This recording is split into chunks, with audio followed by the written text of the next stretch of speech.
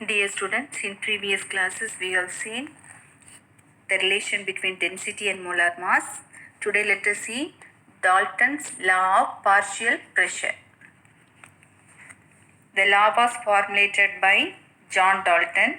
It states that total pressure exerted by the mixture of non-reactive gases is equal to the sum of the partial pressure of individual gases. Actually, it is a mixture of non-reacting gases. If you take a container, if the container contains hydrogen, oxygen, helium, they are non-reactive with each other. Only hydrogen and oxygen can be react with each other at high temperature. But at ordinary temperature, they will not react with each other.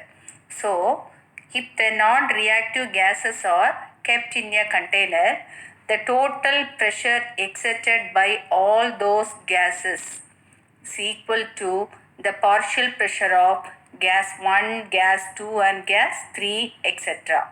So, total pressure is equal to partial pressure 1 plus partial pressure 2 plus partial pressure 3.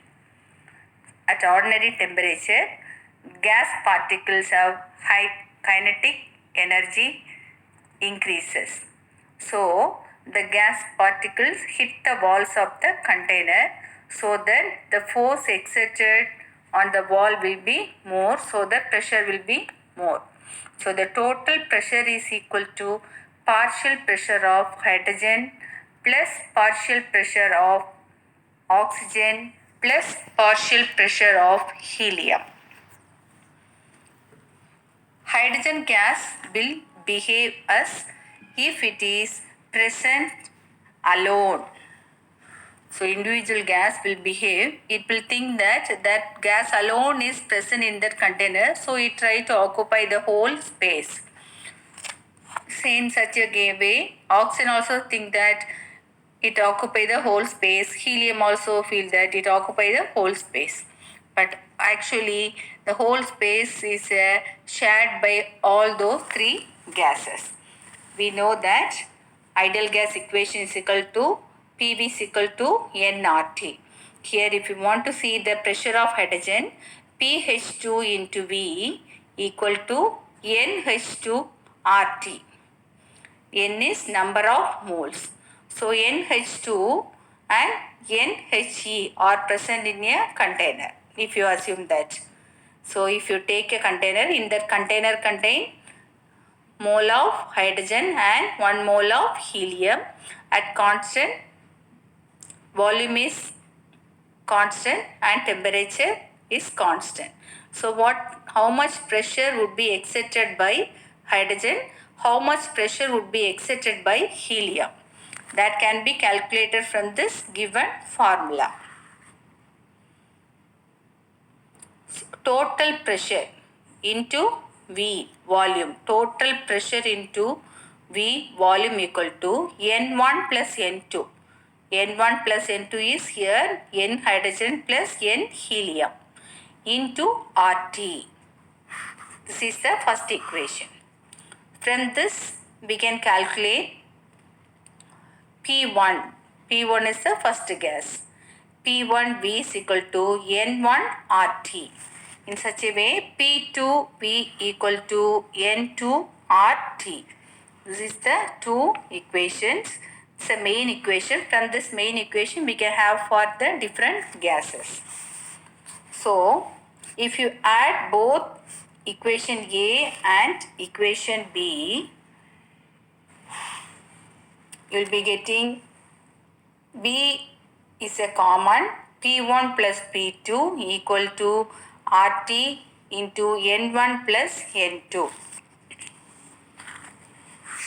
And equation A divided by 1.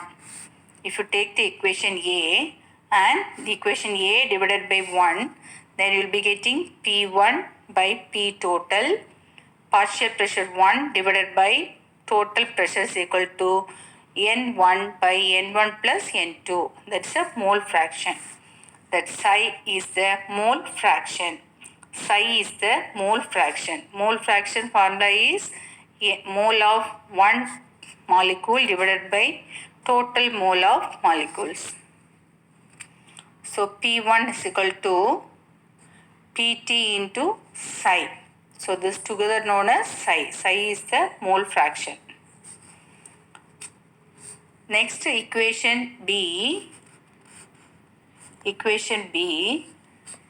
divided by 1. Equation B divided by 1. We'll be getting P2 equal to Pt psi 2. From that, P1 by P2 equal to psi 1 by psi 2, that is equal to N1 by N2. This is a common. This is a factor you have to keep in your mind actually. This formula and this three formula related problem will be appear. You can substitute the given value and can complete this. So from this we'll come to know the relation between pressure, mole fraction and number of moles. So pressure increases, mole fraction will be more and number of molecules will be more. So we know that if number of molecules is more, automatically pressure increases. So P1 by P2 equal to psi 1 by psi 2, that is equal to N1 by N2. This is the relation between total pressure and partial pressure of non-reactive gases. Non-reactive gases are ideal gas. So related to that problem, first problem, on which of the following Dalton's law is not valid? So Dalton's laws will be valuable only for non-reactive gases. Here option A, helium and hydrogen. Option B, hydrogen and oxygen. Option C, hydrogen and chlorine. Option D, argon and oxygen. So among this, which is non-reactive gases, which is reactive gases? This is a non-reactive. This also non-reactive. This can react only at high temperature, and this both can react at any temperature. So this will not valid for Dalton's law. This also non-reactive gases. It's related to the another one sum it is given. I'll post the sum. You can go through it. Directly you can apply the formula and you can get the answer. Very easy calculation only. So first we have to calculate number of moles, then we have to calculate the mole fraction, and we have to substitute that value.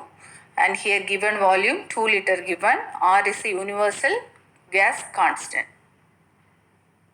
Temperature we have to convert into Kelvin. So pressure of methane, pressure of helium is given. So we will get the answer this. Next another one sum also there. Equal masses it is given. Equal masses of helium and methane it is given. So we don't know what mass is given. So here we have taken this higher mass for both gases. So that we have taken as a 16 for both gases. From that we can calculate the number of moles and find the mole fraction. How much percentage of pressure is exerted by helium can be calculated.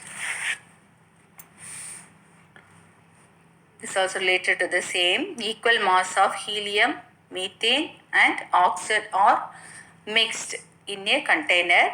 Find the percentage of total pressure exerted by helium. Helium, we know that molar mass is 4, methane 16, oxygen 32. Here they given equal mass. So we have considered 32 gram of all those particles. So here we will take this 32 gram of helium, 32 gram of methane, 32 gram of oxygen. So we can calculate number of moles.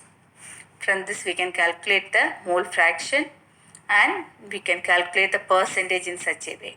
11 is a mole fraction, 8. So 8 gram of helium mole fraction into 100. What's the answer? You write the answer.